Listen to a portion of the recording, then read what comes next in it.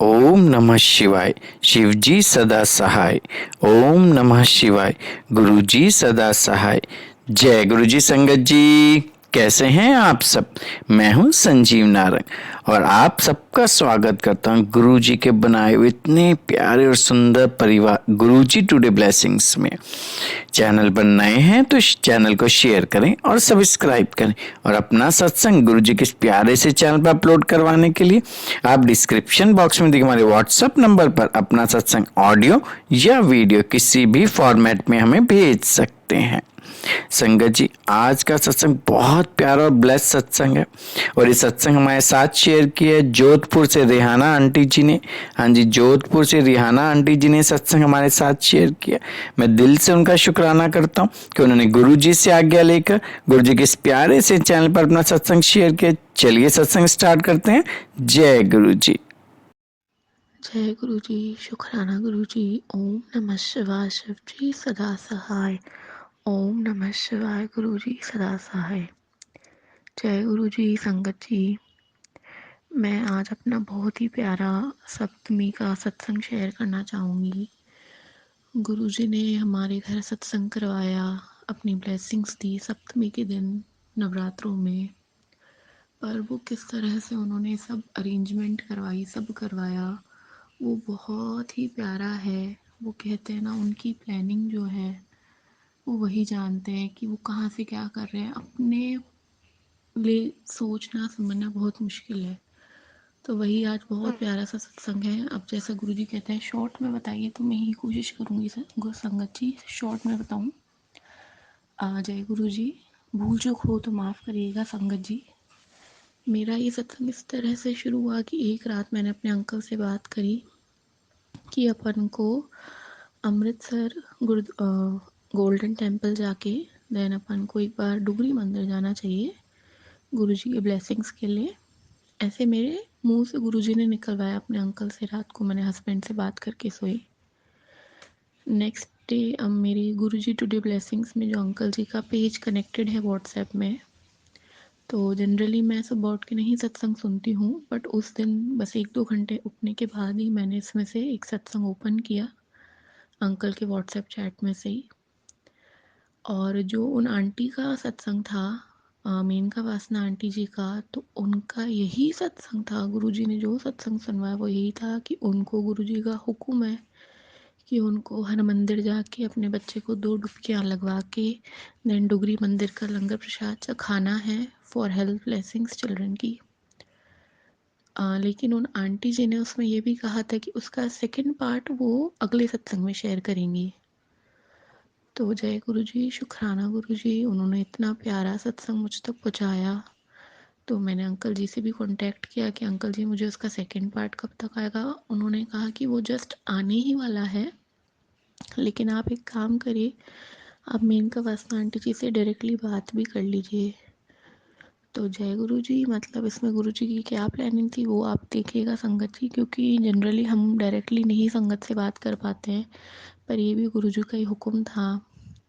मैंने आंटी को कॉल किया। अब मेनका वासना आंटी जी जो दिल्ली में है, क्या पता उनको भी गुरु जी ने हुक्म दिया। उन्होंने मुझ तक गुरु जी की ब्लेसिंग्स पहुँचाई, गुरु जी के चरण स्वरूप सुंदर से, गुरु जी के स्वरूप बहुत सारे पॉकेट स्वरूप और ब्रेसलेट स्वरूप और लॉकेट स्वरूप।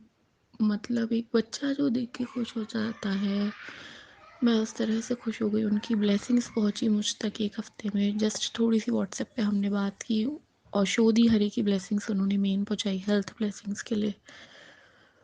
तो लेकिन ये सब जो ब्लेसिंग्स पहुंचाई गई गुरुजी ने भेजी, तो ये देख के मन में एक खुशी भी जागी। गुरुजी से पूछा, गुरुजी सत्संग की तैयारी तो नहीं करवा रहे? क्योंकि मेरे पास गुरुजी का एक ही ब्लेस स्वरूप था बड़े मंदिर से। ठीक है, अब मेरे को एक्चुअली कनेक्टेड हुए हुए गुरुजी से 1 साल हुआ है। इस शरण में उन्होंने डेफिनेटली बहुत काफ़ी टाइम से रखा होगा, लेकिन जहाँ तक हम जानते हैं हमारे इंसान के नॉलेज में, वो 1 साल में ही उन्होंने काफ़ी ब्लेसिंग्स भी दी है। तो बच्चे जो छोटे हैं, हमारी न्यूक्लियर फैमिली, जॉइंट फैमिली भी नहीं, काफ़ी कोई ख़ास ज़्यादा लोग नहीं है, तो सत्संग कराने की इच्छा होते हुए भी मन में डाउट चल रहा था इफ़ एंड बट 3-4 दिन से नवरात्रों के दिनों में। तो रात को 12 साढ़े 12 सोच रही हूँ कराएं नहीं कराएं। फिर लंगर प्रसाद बनेगा, कैसे होगा, क्योंकि हम यहाँ राजस्थान जोधपुर में बहुत संगत नहीं है, बहुत कम ही संगत है हमारे गुरुजी की। तो बस मैंने 12 साढ़े 12 एक बार व्हाट्सएप ग्रुप खोला, कोई गुरुजी के काफ़ी ग्रुप होते हैं, एक ग्रुप खोलते ही उसमें rules to be follow during satsang आ गया। जय गुरु जी की एक और मोहर की भाई अब तो कराना ही, अब गुरु जी की मोहर आ गई, हुक्म आ गया, तो हम कौन होते हैं कुछ ना करने वाले। आदेश वहाँ से था, कराना ही था। ठीक है, अब हमने सत्संग की तैयारी शुरू की। सत्संग करवाया गया सप्तमी के दिन। मैंने एक प्रेरणा आंटी जी हमारी जोधपुर संगत में, उनसे हेल्प ली पूरी, उनको ही सेवा गुरु जी ने बख्शी। अब उनकी सेवा में एक और मेन चीज़ ये थी कि उन्होंने प्लेलिस्ट बना के आनी थी। 1 आवर 1.15 मिनट्स की प्लेलिस्ट बना के आनी थी। तो हम जब सब डेकोरेशन गुरुजी का दरबार लगा रहे थे, उसी वक्त वो प्लेलिस्ट नहीं चल रही है। आप समझ लीजिए संगत जी 5 o'clock गुरुजी के आने का टाइम था, तो 4:40 4:35 अराउंड भी वो प्लेलिस्ट नहीं चल रही थी। हमारा ब्लूटूथ नहीं काम कर रहा था उस फ़ोन से जिसमें वो प्लेलिस्ट थी संगत जी। काफ़ी जने उसमें लगे हुए थे, मन में मंत्र जाप चल रहा था, सब हो रहा था।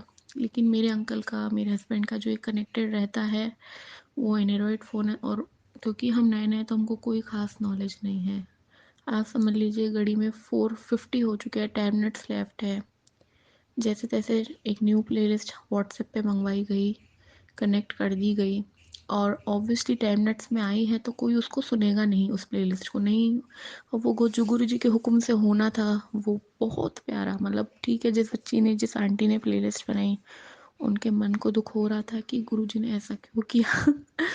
मैंने अपनी प्लेलिस्ट क्यों नहीं चली। और हम संगत जी इस बात पे मतलब डिस्कस कर रहे थे, मतलब मैं उन आंटी से पूछ रही थी, आंटी जी आपने ये वाले डाले हैं शब्द, और वो अपना शब्द शेयर कर रही थी। मतलब हम अपने शब्द की लिस्ट शेयर कर रहे थे, कौन से ऐड हुए हैं, कौन से नहीं ऐड हुए हैं संगत जी। लेकिन उस महाराज के आगे ये सब फेल था। अब वो प्लेलिस्ट ऑन हुई, ठीक है, अब तो वो जो फ्लो में उन्होंने सब स्टार्ट करवाया। अब जब वो वेलकम बैंड के बाद जो शब्द चलते हैं, उसकी जगह आप समझ लीजिए सब माता रानी के ही सब चल रहे थे। वो सप्तमी का दिन था, देखिए संगत जी, क्योंकि लेकिन उस वक्त हर कोई मगन था, नहीं ध्यान जाता है, उस वक्त हर कोई लीन होता है। वो चलते गए माता रानी के ही सब चल रहे थे सब। ठीक है, उसके बाद जब आरती का समय हुआ, मंत्र जाप के बाद जब हम सब गुरु जी के आगे गए हैं, गुरु जी ने अम्बे माता की आरती चलवाई संगत जी। हर कोई हैरान, हर कोई खुश, हर कोई भावुक, चमत्कार को देख के, ब्लेसिंग्स को देख के। क्योंकि उन्होंने कहा भी था गुरु जी ने कि मैं और माता रानी तेरा मिल के कल्याण करेंगे। तो उनका मिलना इतना सुंदर, बहुत सुंदर, जो नहीं वर्ड्स में आ सकता शायद। पहली बार मतलब मैंने शायद ऐसा देखा सुना, और इवन और संगत ने भी, कि ये तो गुरु जी की महिमा है कि उन्होंने खुद की अम्बे मात की आरती चलवाई। और एक आंटी ने कहा भी कि गुरु जी कहते पहले मेरी माँ है, पहले तुम उसकी आरती करो, उनकी।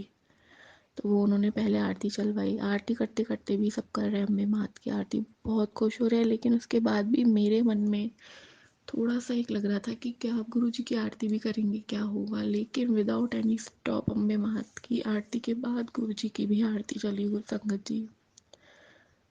तो गुरु जी का ये बहुत ही प्यारा सुंदर सत्संग, मतलब अद्भुत चमत्कार जिसे हम कहेंगे, उनको हमारा बताना हम एक हैं, और कैसे हम मिलके काम करते हैं, हम कैसे मिलके अपने बच्चों का कल्याण करते हैं।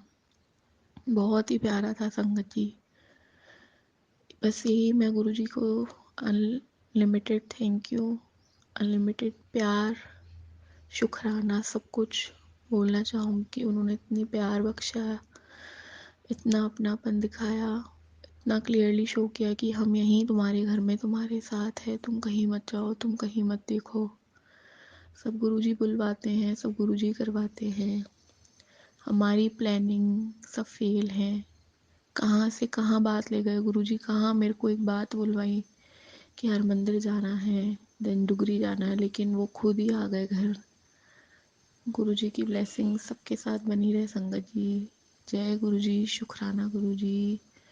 ओम नमः शिवाय शिव जी सदा सहाय। ओम नमः शिवाय गुरु जी सदा सहाय।